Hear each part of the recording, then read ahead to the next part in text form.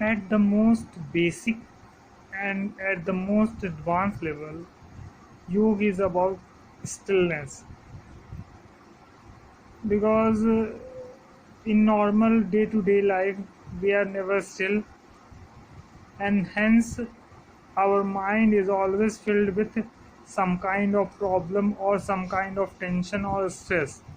So, stillness, when we get it, all our problems vanish and we find peace. So, stillness is peace, and peace is stillness.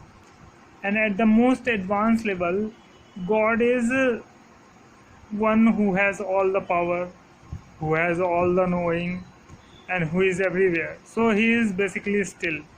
Who is everywhere, He does not need to go anywhere. Who has all the power, He does not need to fear anything.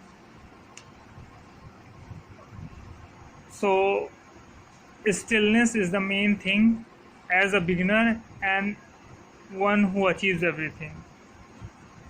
How this stillness will come?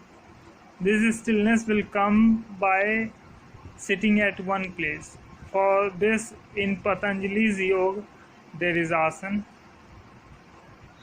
When we attain a posture, we stop all kinds of movements of the body, and gradually the mind also starts getting stopped or still. It is living, it is breathing, but it is very still. Still is being at one place, focused at one place, and just being immersed in that thing or the place. So asana has to be perfected. Any crossed leg asana like Vajrasan, Sukhasan or Padmasan has to be perfected so that our body can become still, and when the body becomes still, the inner system also becomes still. If the asana is not perfected, we cannot reach a higher stage in spiritual evolution.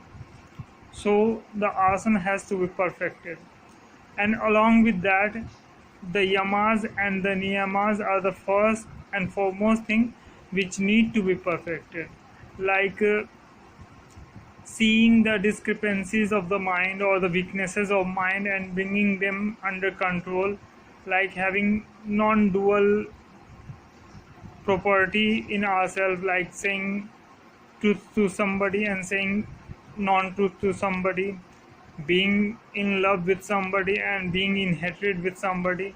We have to be filled with positivity for everything, and we have to behave positively with everything. Along with that, the asana has to be perfected. This will set up the stepping stone to higher states of mind and consciousness.